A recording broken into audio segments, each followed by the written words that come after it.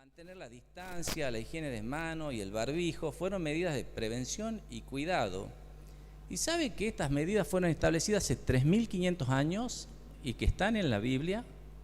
Y nosotros hoy estamos en una situación, como dice nuestro anciano Carlos, en una posición presuntuosa, que es como decir pavoneo de mi fe. Si no se enoje, hermano, por favor le pido, pero ¿cuál es el tema acá? El tema nosotros vemos en Éxodo, ¿me lo puedes pasar? En Éxodo capítulo 30,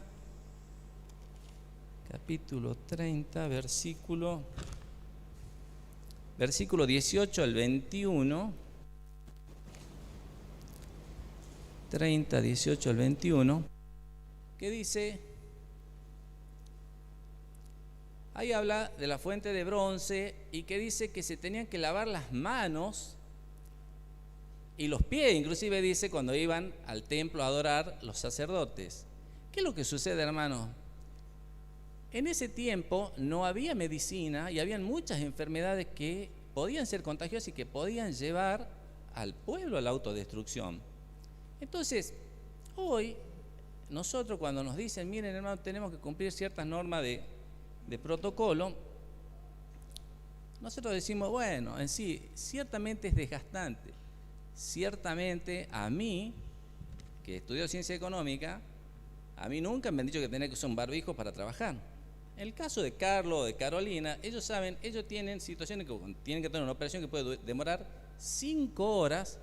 No solo que tienen que usar barbijo, sino que tienen que usar otro tipo de barbijo que es más complicado para que respirar que este. A mí no me gusta usar barbijo. Pero tenemos una suerte de, ¿qué le puedo decir? Como un mito, es decir, se le pegó el coronavirus. No, el coronavirus no se pegó, hermano. El coronavirus, nosotros tenemos contacto porque hemos bajado la guardia en algún momento.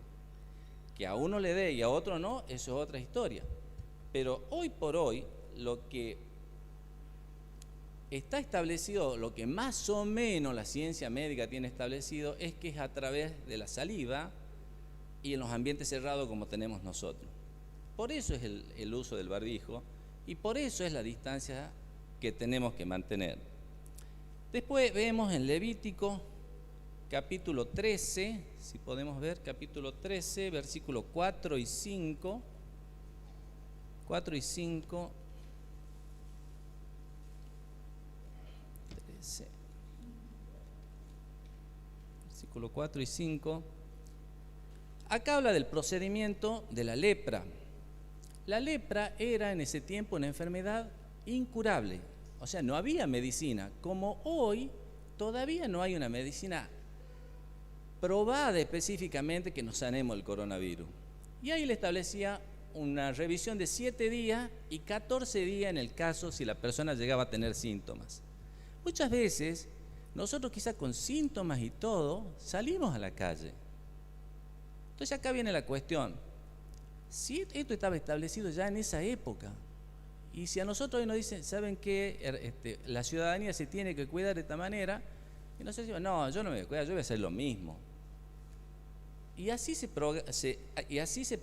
propagó esto, y así llegamos a donde estamos en esta pandemia. Se llama pandemia porque ha transitado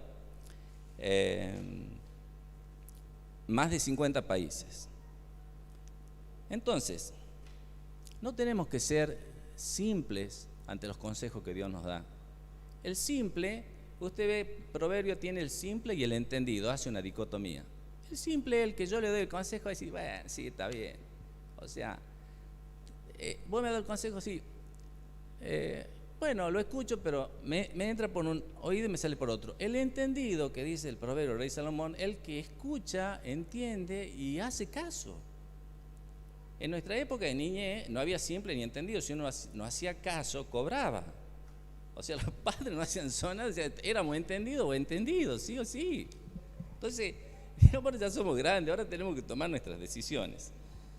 Después otro tema que tenemos que entender es que el Señor no detuvo esta pandemia, hermanos. Si Él lo hubiera querido detener, lo hubiera hecho, pero a la verdad no la detuvo. No tan solo que no la detuvo, muchos siervos de Dios están en la presencia del Señor que se contagiaron y se murieron. Como así tampoco excluyó a los creyentes del peligro de la misma. Él puso nuestro mundo en pausa y está tratando con nosotros. Porque dígame, si nosotros en nuestra intimidad familiar, no nos ha puesto pata para arriba esta situación. Desde todo punto de vista, hasta inclusive ha sacado nuestras miserias. O sea, en definitiva, Dios está tratando de esa manera, porque hay cosas que quizás estaban ocultas en nosotros que con el ruido y el aturdimiento del diario andar no salían. Pero necesariamente hemos tenido que parar, hemos tenido que mirar hacia adentro, han empezado a aflorar cosas que quizás Dios quiere pulir en nosotros. Y después la otra cuestión es que la humanidad también está buscando respuesta. Antes de venir, decía un titular, la farándula están en terapia intensiva, hay un montón de casos, y una actriz conocida que siempre ella jactándose de que ella era más pícara, liberal y qué sé yo, llorando porque su cocinera embarazada de 5 meses está en terapia intensiva en coma inducido, llorando. Ella vivía riéndose y hoy estaba llorando, pero llorando en serio. Entonces, hermanos, yo creo que hay un propósito detrás de esto. Es como que, por ejemplo, venga un tren delante en sentido contrario nuestro y decir, no, yo tengo fe, yo lo voy a chocar el tren y voy a salir indemne. Esto que está pasando es algo arrollador, o sea, nos está llevando a nosotros a replantear muchas cosas. Después tenemos la presente situación mundial tiene peligro de muerte, por lo tanto debemos ser obedientes y es allí, en esta actitud, donde está nuestra protección. Es decir, nosotros podemos obedecer o podemos no obedecer. Y después dice, pero ¿cómo se ha contagiado? No debe ser Satanás que ha venido y no nos hemos contagiado, hermano, o porque nos hemos dado los besos, los abrazos, nos hemos sacado el barbijo y hemos estado, que creo que hay que estar expuestos después de no sé cuánto tiempo y se transmite a través de la saliva. Entonces, Dios nos da la oportunidad a nosotros de tomar conciencia en esto. Entonces, imagínense, estamos en el mundo, que el mundo en este tema en muchos casos no hace caso de nada y nosotros nos sumamos a esa movida. Si usted va a la calle, ve que la gente no cumple. Entre paréntesis, me pasó 2 veces, vi un cartonero en la esquina de McDonald's a las 11 de la noche con barbijo, transpirado, llevando el carrito de cartones. Digo yo, si este muchacho, que no debe tener estudio, que tiene todo en contra, que está rodeado de una cultura que nadie hace caso de nada, ese chico se pone el barbijo, digo, ¿en qué situación estamos nosotros? O sea, ¿cuál es nuestra actitud respecto de esto? Veamos Éxodo capítulo 12, versículos 22 y 23, por favor. Éxodo 12, 22 y 23, dice, y tomad un manojo de hisopo y mojadlo en la sangre que estará en un lebrillo. Y untad el dintel y los postes con la sangre que estará en el lebrillo, y ninguno de vosotros salga de las puertas de su casa hasta la mañana, porque Jehová pasará hiriendo a los egipcios, y cuando vea la sangre en el dintel y en los 2 postes, pasará Jehová aquella puerta, y no dejará entrar al heridor a vuestras casas para herir. ¿Era un distingo entre israelíes y egipcios? No, era un distingo entre la obediencia de pintar la sangre, y no solo pintar la sangre, no tenían que salir de la casa, porque podía estar la sangre pintada, podía estar todo bien, pero si uno estaba afuera en ese momento, chao. ¿Era culpa de Dios? ¿Es culpa de Dios esta situación? Y no, hermanos, tenemos que replantearnos. Nosotros somos los que decidimos. Y en el capítulo 23 de Éxodo, disculpe, le hago este raconto como para reafirmar la idea. Capítulo 23, versículo 25 y 26, dice: Mas a Jehová vuestro Dios serviréis, y Él bendecirá tu pan y tus aguas, y yo quitaré toda enfermedad de en medio de ti. No habrá en ti mujer que aborte, ni estéril en tu tierra, y yo completaré el número de tus días. Acá dice en otra versión: para que no mueras antes de tiempo, para que no mueras joven, para que mueras en los términos de los días que Dios ha establecido. Es decir, hermanos, que nuestra decisión puede adelantar nuestra partida de este mundo, y no es imputable a Dios. O sea, si yo no estoy haciendo caso a todos los consejos que dicen, si yo voy y me subo a un edificio de 10 pisos y me tiro del edificio, seguro que al menos quebraje voy a quedar. Pero lo más probable, dentro de las estadísticas, es que me muera. Si voy en un auto a 200 kilómetros por hora y tengo alta probabilidad de chocar y morir. ¿Pero qué tiene que ver Dios en eso? No, somos nosotros que nuestra propia decisión ha llevado a esta situación. Después veamos Primera de Reyes, capítulo 13. Primera de Reyes, capítulo 13. 24 al 26. 13, 24 al 26. Bueno, este es el caso. Después lo leen si quieren, lo anotan. El caso de un profeta que Dios le dice: vos vas a ir, vas a dejar un mensaje y no te vas a quedar a comer y te vas a volver por otro camino. ¿Qué hizo Había otro profeta, picarito, y le dice: no, quédate a comer, el camino es largo. Entonces este profeta se dejó persuadir por el otro, se quedó a comer, y cuando volvió lo mató un león. Es decir, ¿ese era el destino de ese profeta? No, Dios le había dicho que haga otra cosa. Por su desobediencia terminó muerto. Entonces, nosotros tenemos que dejar, hermanos, de esa influencia de que muchas veces viene del mundo, obviamente, porque el mundo no es como que el mundo, es decir, vive una vida hasta que le sucede la tragedia, como que no le va a tocar. Y por último vamos a ver, porque obviamente uno dirá, bueno, pero son pasajes del Antiguo Testamento.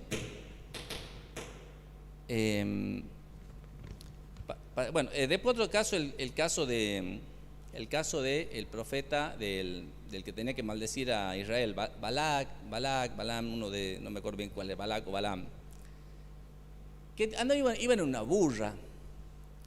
El asunto es que la burra lo ve al ángel del Señor, la burra lo ve al ángel, y el profeta, que era el que hablaba con Dios, no lo veía. Entonces la burra le estaba esquivando para no avanzar, porque estaba con una espada, lo iba a matar al profeta. Entonces hasta que la burra le habla al profeta, le dice: no pasé porque está el ángel con una espada, y si llegamos a pasar ese metro para allá nos corta la cabeza a los dos. Entonces, ¿era la voluntad de Dios que ese profeta le corten la cabeza? No, porque el profeta, Dios le había dicho: no vaya a ese reino, ni lo vaya a bendecir, porque yo a Israel no lo voy a maldecir. Y el profeta, por amor al dinero, estaba haciendo algo que Dios le había dicho que no lo haga. Y Hechos 5, 1 al 11, no lo voy a leer, pero es el caso de Ananías y Zafira. ¿Ananías y Zafira estaba destinado a que mueran en ese momento? ¿Por qué han muerto? Porque han mentido. O sea, podrían haber dicho la verdad y no pasaba nada. O podrían no haberlo donado al bien, es decir, no estaban obligados tampoco a donarlo. Sino que ante esa situación, uno dice: bueno, pero en definitiva, uno en algún momento se tiene que ir de este mundo. Sí, por supuesto que se tiene que ir. Pero yo creo que ninguno de nosotros tenemos ese anhelo, salvo que estemos muy angustiados y muy agobiados, que nos querramos ir sí o sí de este mundo, pero dentro de lo razonable y dentro de personas normales, nosotros queremos seguir estando en esta tierra. Entonces, hermano, nuestra desobediencia sí puede adelantar nuestra partida de este mundo. Miren, como cristianos, nuestra vida se basa en la fe, la esperanza y el amor. Esos son los pilares que rigen al cristiano mortal, porque en el más allá no va a hacer falta la fe ni la esperanza, porque vamos a tener plena salud, porque vamos a tener plena certeza. Obviamente va a continuar el amor, porque es lo que dice el apóstol en el desarrollo de la carta. Entonces, cuando nosotros muchas veces actuamos de esta manera, y fíjese a dónde conduce esto. Cuando afirmamos que la tragedia es inevitable, estamos tomando la base doctrinal islámica que sostiene el fatalismo musulmán, en el sentido de que el Islam predica el dogma de la fatalidad, que inspira la audacia y el desprecio a la muerte. A los ojos del fatalista, el momento de peligro es irrevocable y toda prudencia humana es vana ante el Eterno, que determina el día de nuestra muerte y ha encadenado todas las cosas con un lazo que incluso su misma voluntad no puede aflojar ni apretar. Esa es la base fundamental del islamismo. Nosotros estamos pensando así, que inevitablemente nosotros vamos a morir porque Dios ha determinado ese día. No, Dios conoce el día que vamos a morir. También conoce el día que podemos adelantar nuestra partida, porque Él todo lo sabe. Pero no le podemos imputar a Dios nuestras imprudencias. Por eso un islamita se pone una carga de explosivo, va y se explota.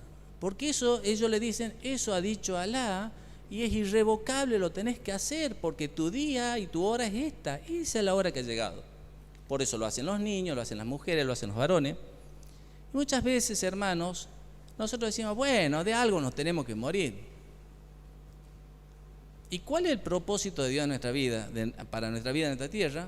Es como le dijo a Pedro. Pedro se entristeció porque le preguntó 3 veces. Y las 3 veces le dijo, cuida mis ovejas.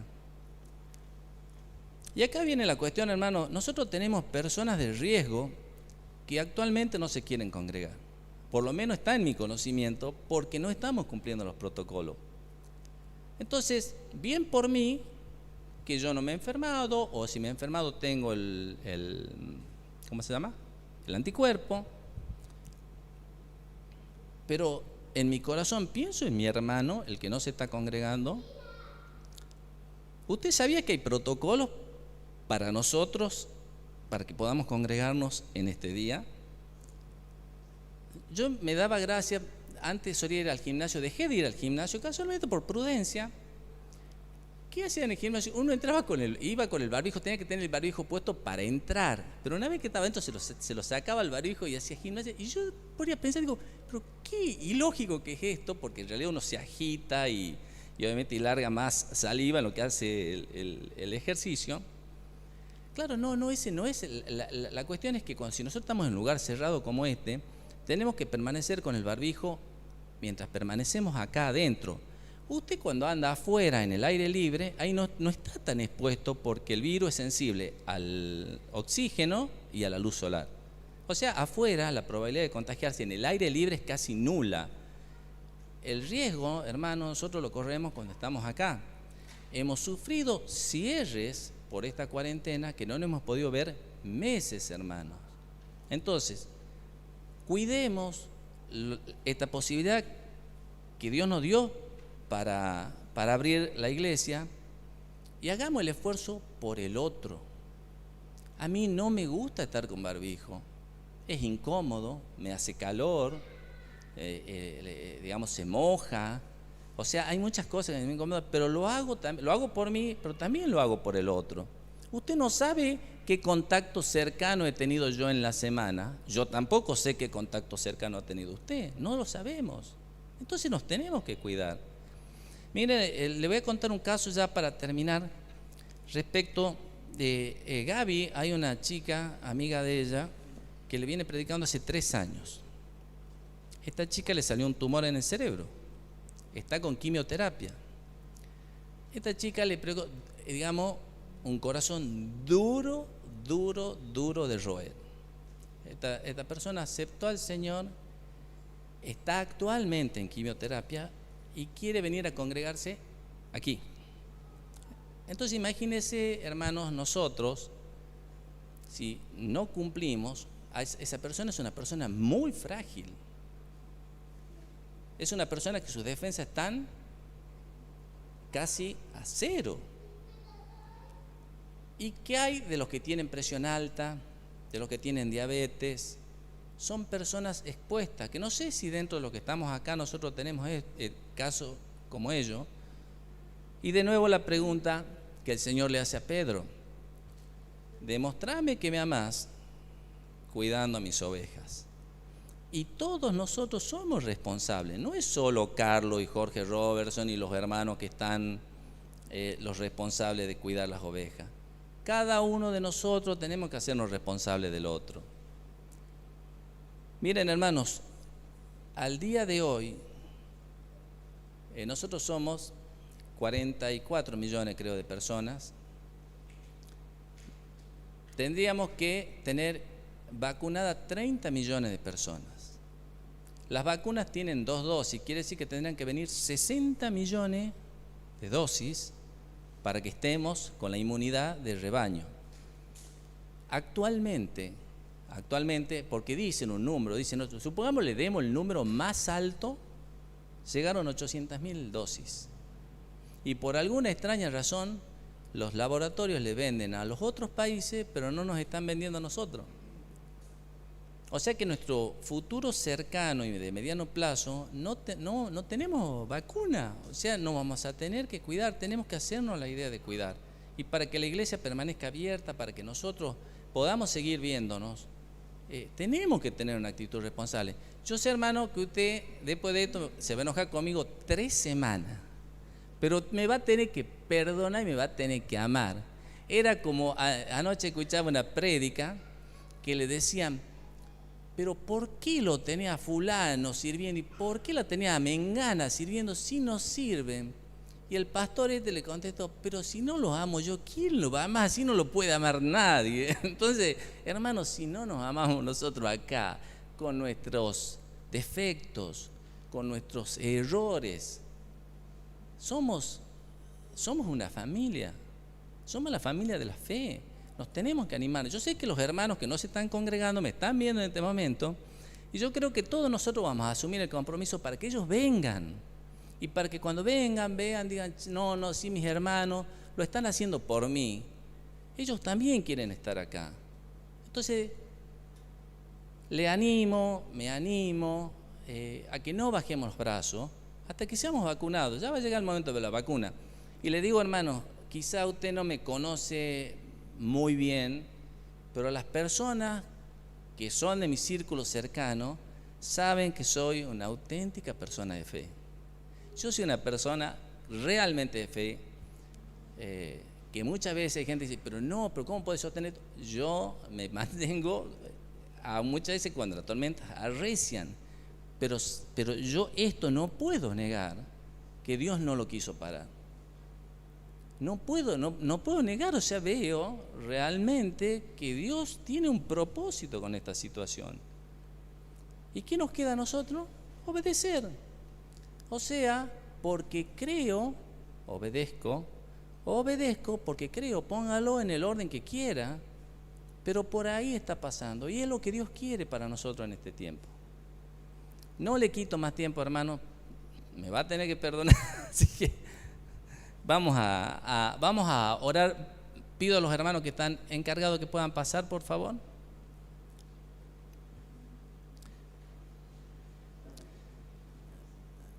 Después de orar acá arriba, vamos a distribuir los símbolos. Señor Jesús, te damos gracias en esta noche. Entendemos, Señor, que amarte a ti es cuidar a tus ovejas, Señor. Y hoy hacemos memoria de ti y te pedimos, Señor, que tú bendigas el pan que representa tu cuerpo, Señor, que tú diste en la cruz del Calvario. Bendice el pan, bendice la copa, Señor, que representa esa sangre preciosa, Señor, por la cual tú, Señor, moriste y nos diste la posibilidad de ser salvos e ir a la vida eterna contigo. Gracias te damos, Señor Jesús. Amén.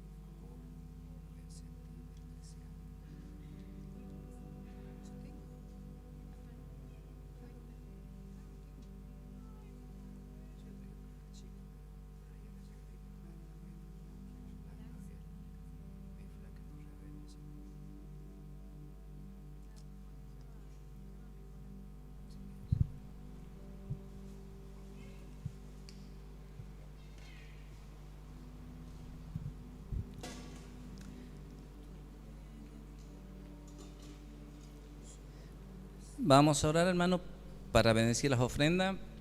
Señor Jesús, te ruego que tú bendigas estas ofrendas que son usadas para la extensión de tu reino y que asimismo proveas la economía de cada hogar de los creyentes, Señor. Son tiempos difíciles, pero tú eres fiel, Señor. Que haya provisión en cada hogar y que el que esté desempleado, tú le abras puertas de trabajo. Gracias, Señor Jesús. Amén.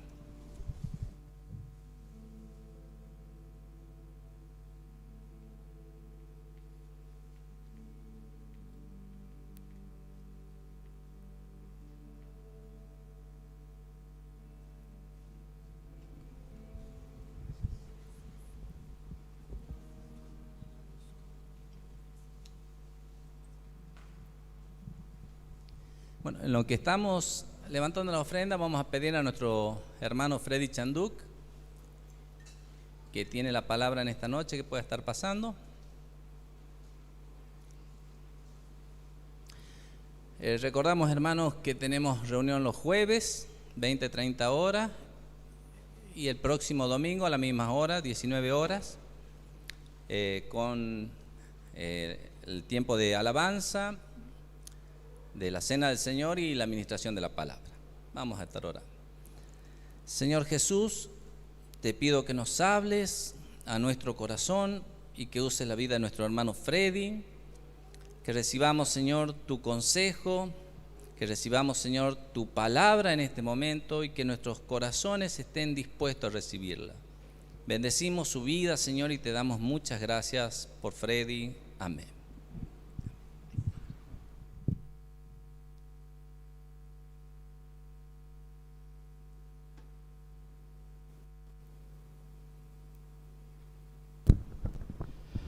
Buenas tardes, tarde, noche ya.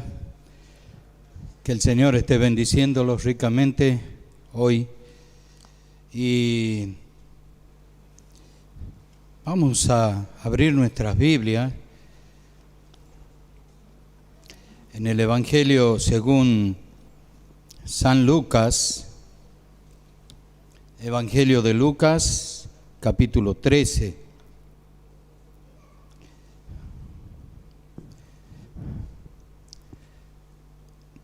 Evangelio de Lucas, capítulo 13.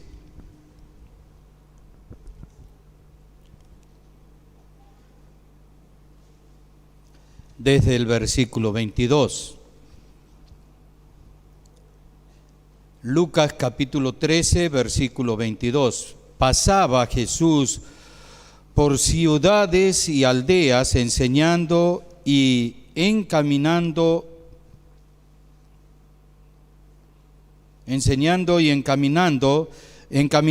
a Jerusalén.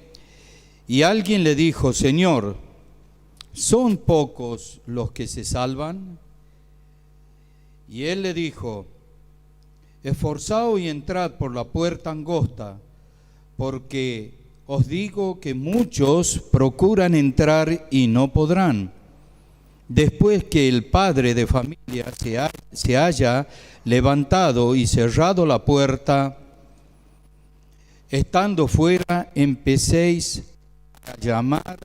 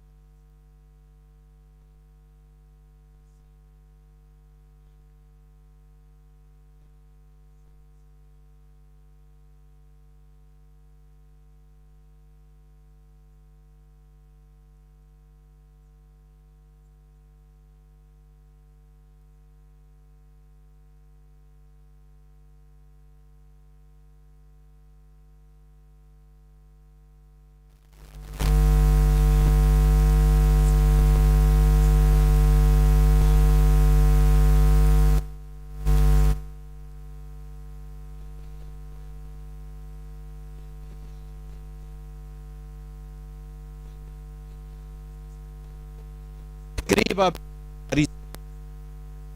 veía su corazón, no veía la apariencia. Dios trataba de mostrar su santidad o su devoción por la ley, por el templo y por todas las cosas que ellos tenían. Pero el Señor no miraba eso, no miraba la filatería ni todas las cosas que usaba el pueblo. Miraba el corazón. Lo hizo. Cambio micrófono. Bueno.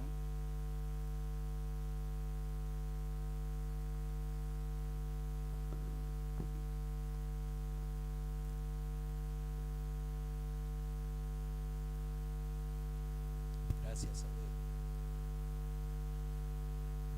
Debe ser que no sale por el YouTube.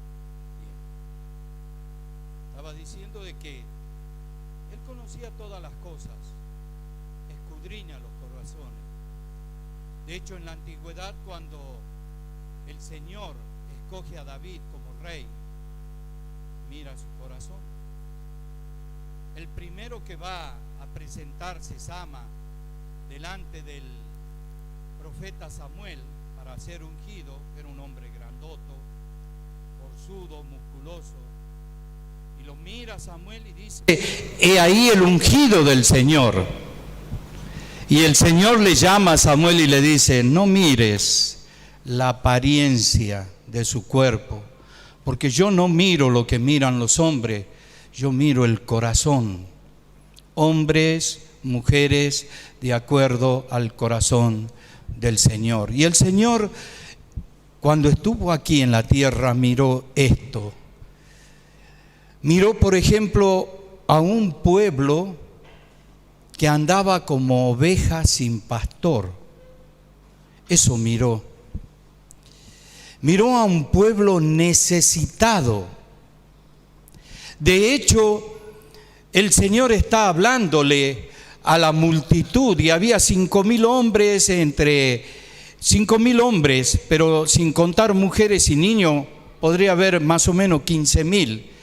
Y llega la hora del atardecer, cuando empieza a caer la tarde, y los discípulos le dicen: maestro, despide a la multitud, porque es tiempo de que coman y necesitan alimento.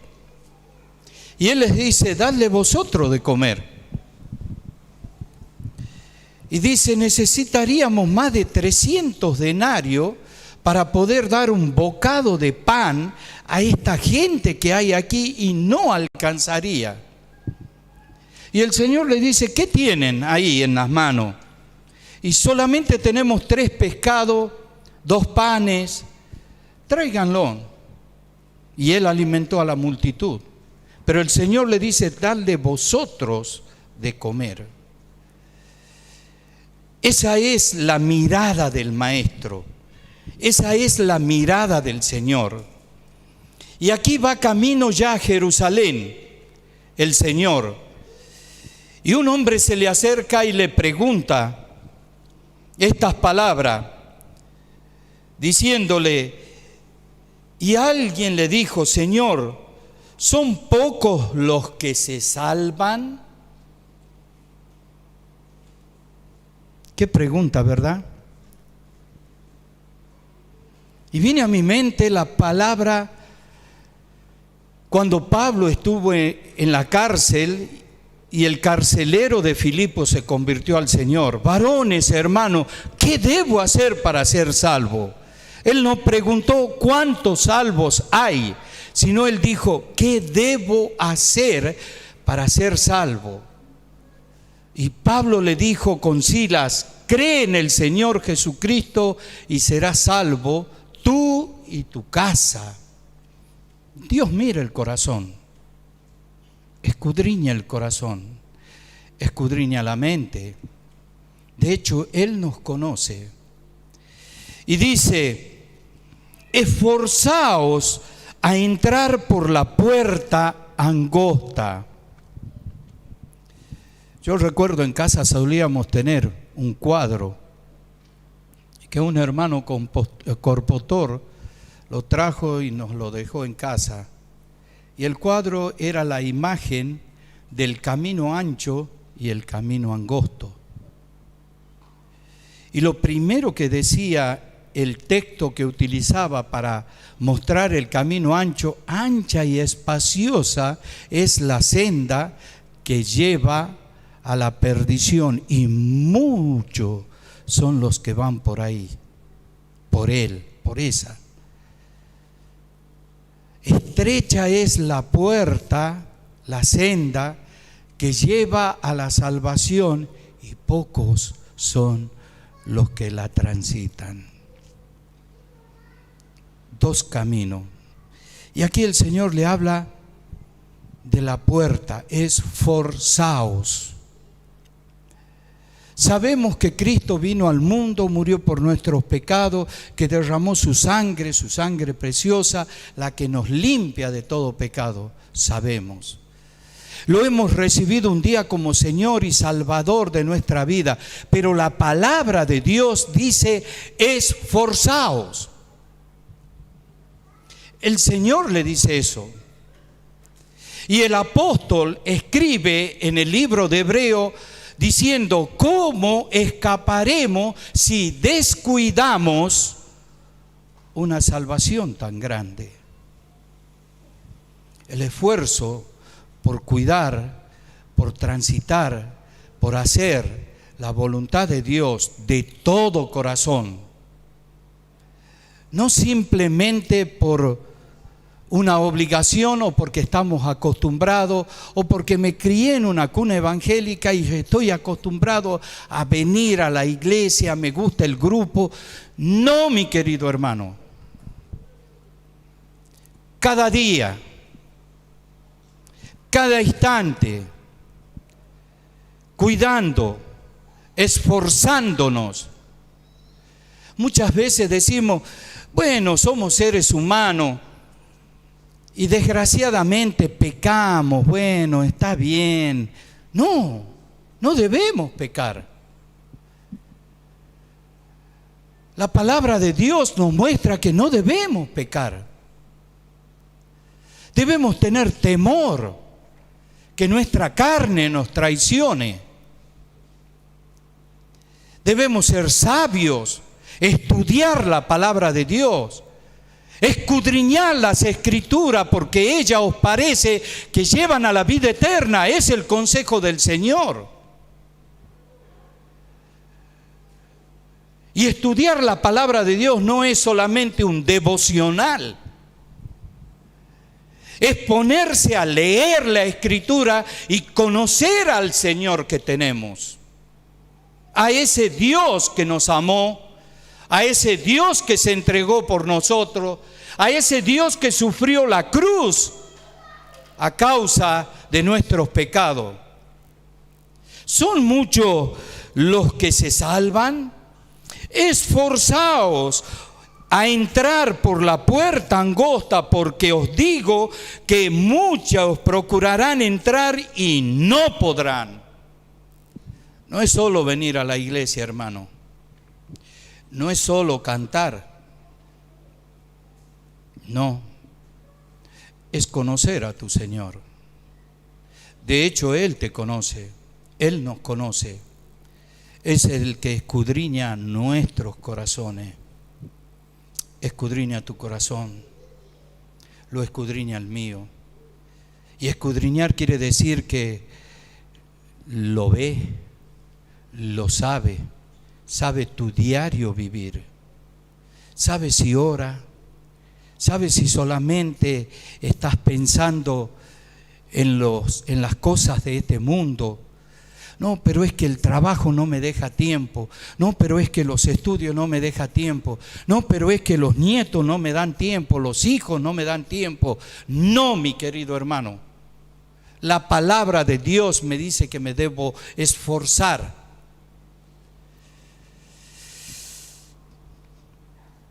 Y le está diciendo a un pueblo que conocía de Dios. Dice: después que el padre de familia se haya levantado y cerrado la puerta, y estando fuera, empecéis a llamar a la puerta diciendo: Señor, Señor, ábrenos. Y él respondiendo os dirá: no sé de dónde sois. Soy de calle La Plata 653. No te conozco. Pero Señor, vos estabas en nuestra plaza, estabas en nuestra iglesia, nos hablaba. Pero Señor, nosotros cantábamos a ti. Pero Señor, no os conozco. No os conozco.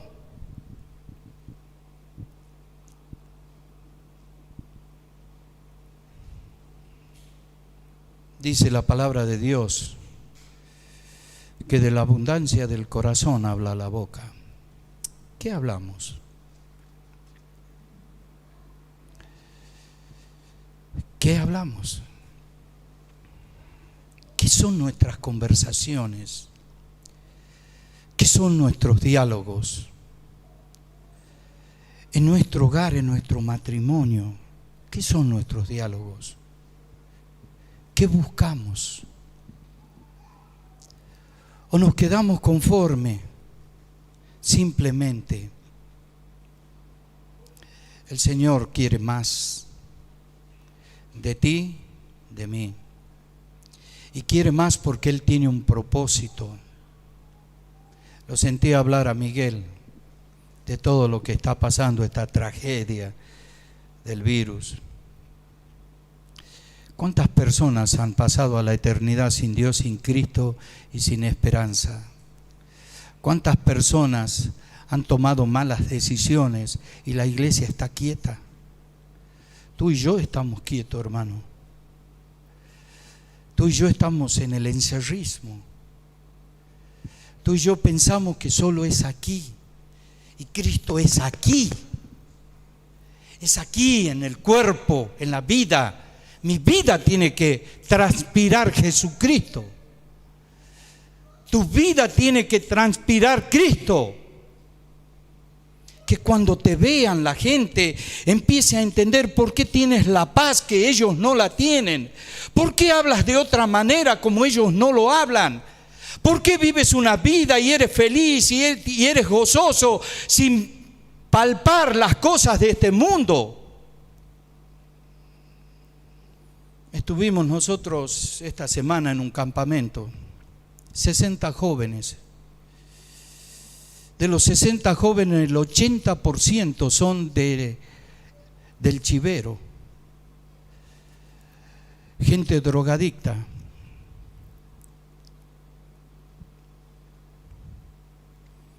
Y vi a un joven levantarse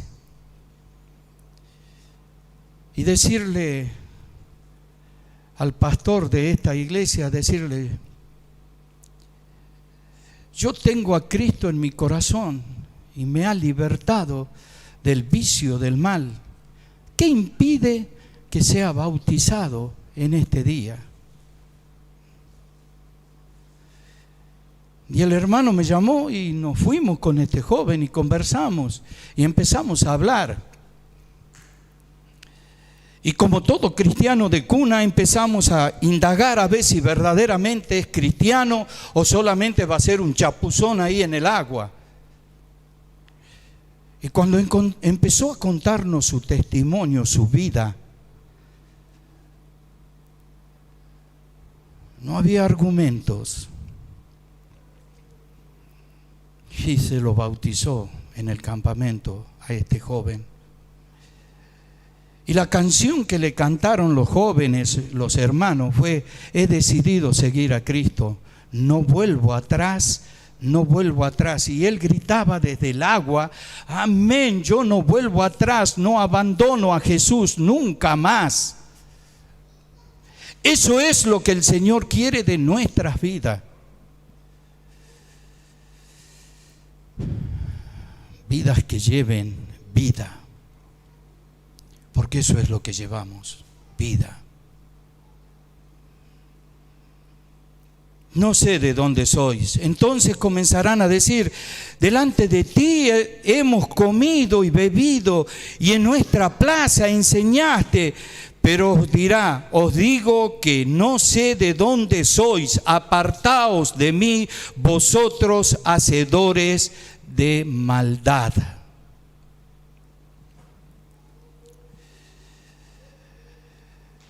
Si no le sirvo al Señor, ¿a quién le sirvo? Si no testifico del Señor, ¿de quién testifico?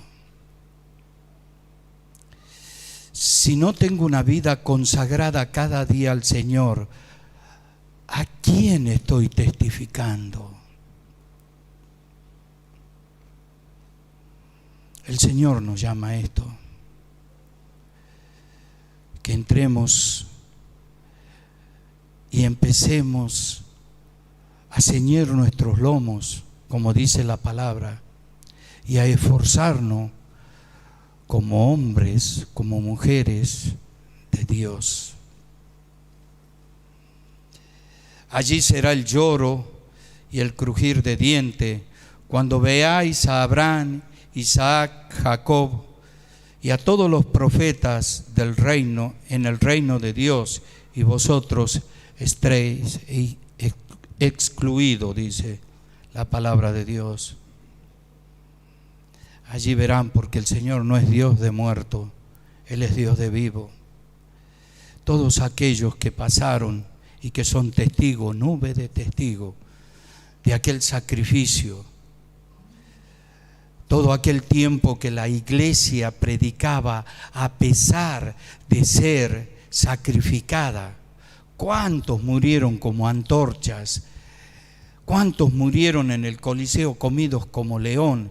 Y sin embargo su testimonio, su palabra era: Cristo viene, Maranata. Y es la esperanza bienaventurada. Nos aferramos tal vez a todo lo material, a este cuerpo. Cristo viene, mi querido hermano, y viene tan rápidamente que el tiempo se nos acorta y no debemos perderlo. No debemos perder ese tiempo. Hemos cantado: gracia sublime es, inmenso es su amor. Tomaste tú mi cruz, ahora vives en mí. Hemos cantado eso. Lo vivamos cada día, cada instante. Yo les voy a pedir a los chicos de la alabanza que los volvamos a repetir a esta canción, y así vamos a ir terminando esta reunión, pidiéndole al Señor de que nos ayude a ser fieles. Todo el tiempo el Señor le muestra a sus discípulos que deben ser fieles.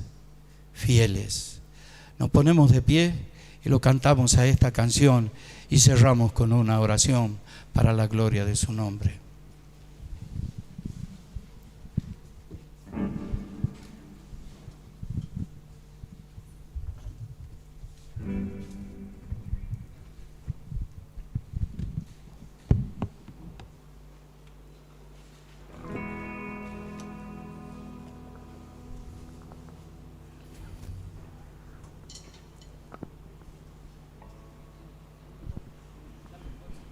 ¿Estamos listos?